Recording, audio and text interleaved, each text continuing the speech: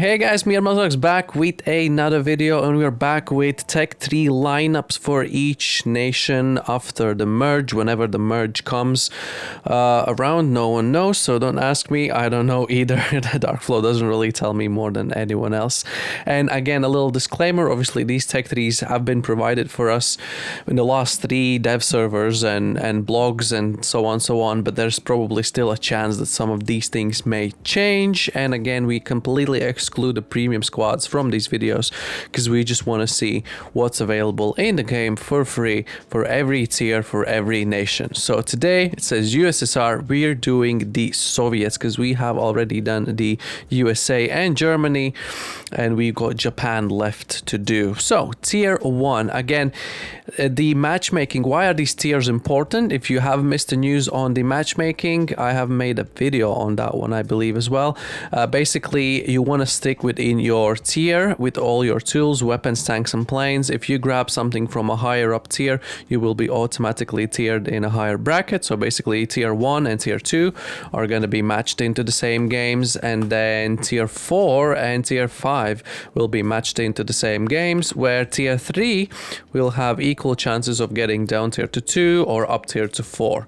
So yeah, if you strictly want to stay in the bracket 1 to 2 and your lineup is tier 2 and you take something from the tier 3, you will automatically be up tiered higher up. So that's something to bear in mind. Let's go ahead with the video. So the Mosins, I guess the same for Germans as the Kar 98K. So the Mosins kind of will do throughout the whole campaign. You will have different mods and different variants of them, but these guys will, basic riflemen and literally any squad can carry these and use these. For your assault tiers, you actually have very slim options here. You have the TOS B Shorty, if you like to run around in these in smaller, more urban maps, cool.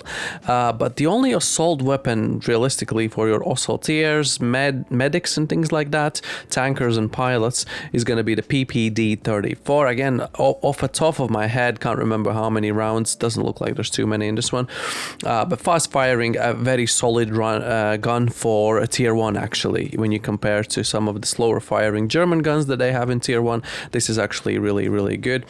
We start off strong with some of the specialist squads. I like to call these the AT guys, the mortarmen, the flamethrowers, and so on. Motorcycle squads, I like to call these the specialist guys.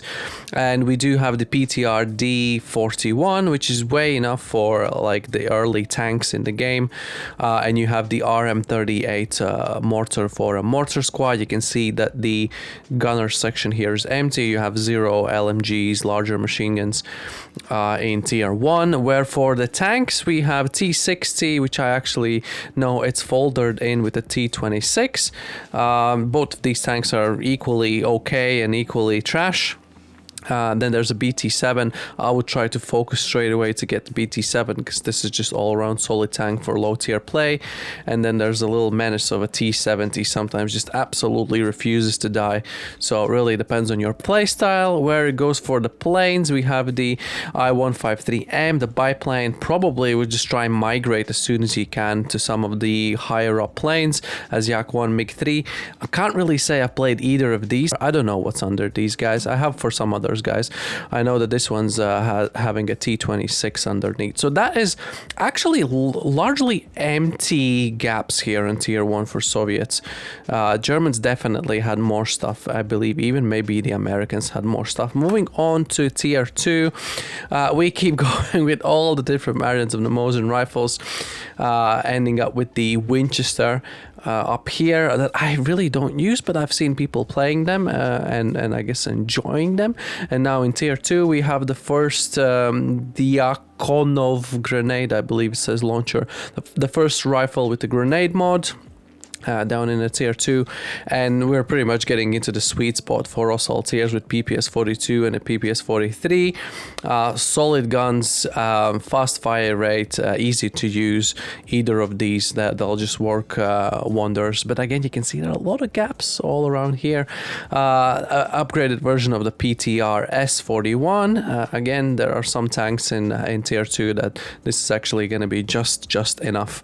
There's a T50, a fast moving baby T34 with a slower barrel, smaller barrel, and then there's a King ship of a tank, T-28, which is folded in with the T-28E, which is an absolute battleship at this stage in tier 2. Now for the planes, we have the SB-2M. It's like a heavier, mid-heavier bomber, I believe, for the Soviets. And then we have Yak-7B, which is a decent fighter, nothing really else.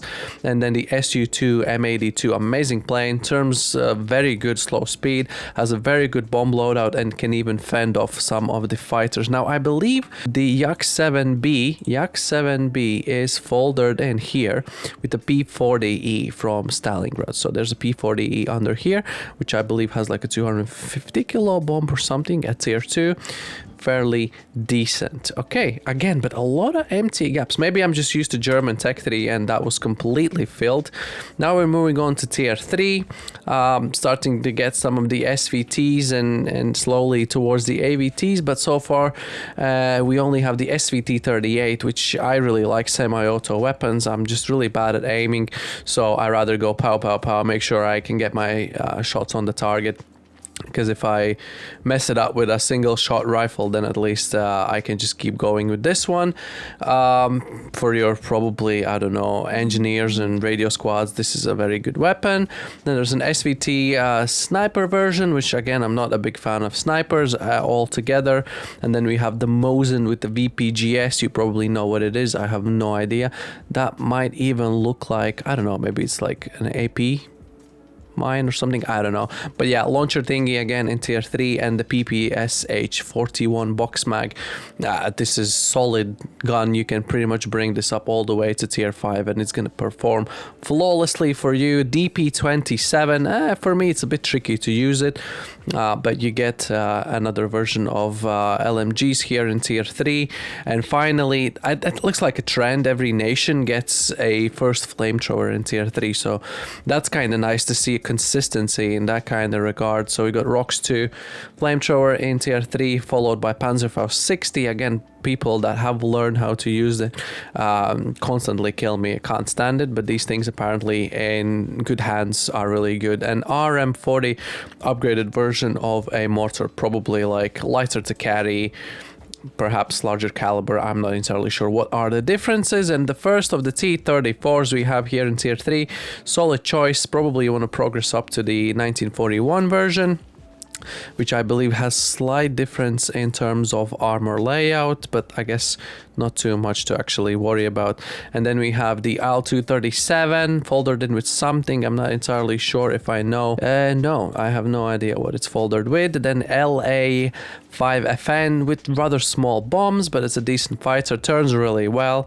Really annoying to fight this thing. And then the PE-231, and I think it has like a PE-3 underneath as well, folded in here, where the Yak-3 is the final plane in the Soviet lineup. Out of all of these, I would probably just stick to AL-237 and the LA, because these are very situational. Yak is pretty much good as a fighter, but if there's no enemy planes up, then you're just kind of wasting a whole slot for your pilot if you're not really using it properly.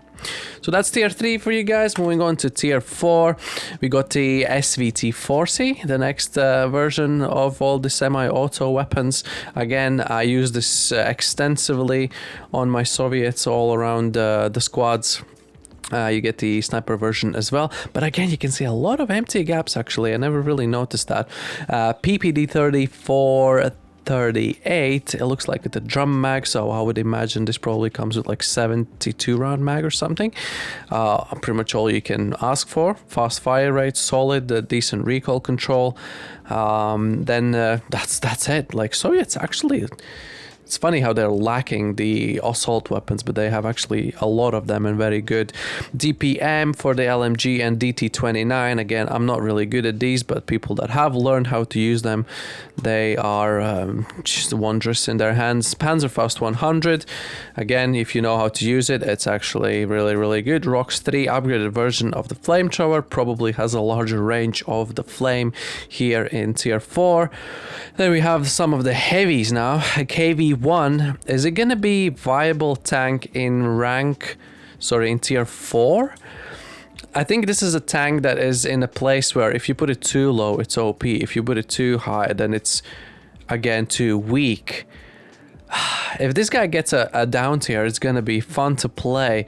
But if you're going to be versing rank 5, sorry, tier 5 all the time, and let's be honest, Tiger 1s and 2s is going to absolutely chew this guy up. So it really depends what you get. If you get Panzer IV Js and Hs, Panther A and Panther G, which Germany actually has on tier 4, I would probably be in those tanks rather than the KV-1, so you probably want to move on very quickly to T-34s, 85s, and so on. So this tank is kind of in a no man's land, honestly.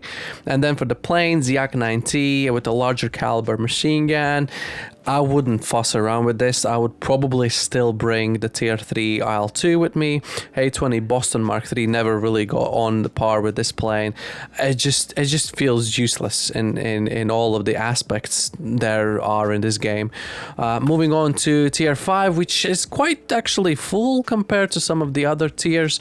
We've got the AVS-36 and AVT-40, which again are going to be solid guns for your all-around actually squads, not only engineers and radio men, anyone that can carry around these that are going to be solid. Again, AVS sniper version, PPD-40, PPSH-41, Fyodorov Automat, which they have made an absolute sound change. This thing sounds insane. Well, it's gonna sound insane at least. And the AS-44 Model 5, I've not played it, but this thing looks absolutely mean. So these guns are probably going to be really, really good. Although even the guns from rank 3 or 4 will do just fine. But these guys are completely off the charts. RD-44, actually have this guy on few squads. Kind of can get my head around, but again, obviously these things are so much easier to use. BM-41, a larger caliber next-gen mortar, very situational. If you have the map with open points, then it's probably okay to use it. And now for the big boys, the Su-85M. Decent gun as an 85 mil.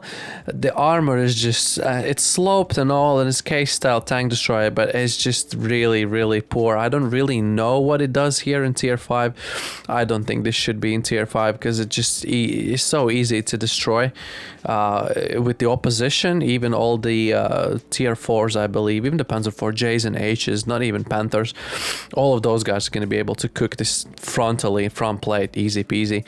IS-1, which I kind of skipped over straight away because I just wanted the IS-2, and then as soon as the IS-2 1944, which has more favorable armor layout and apparently even a little bit stronger gun. So this is the ultimate goal you're looking forward to. As I said, Germany and Soviets are the two nations that has top tanks.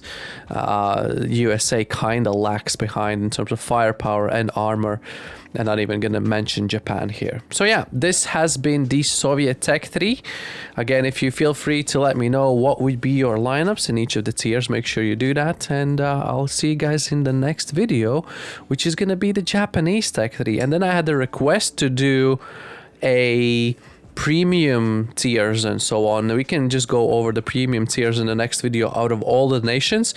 Obviously, I'm not going to be able to give you the tiers for the weapons and guns that are not here, because I don't think these are all premium guns and weapons and things like that. There's probably so much more, but we can go over to see what's in these sectors at the end of the day. So yeah, thank you so much for watching, and I'll see you guys in the next one. Goodbye.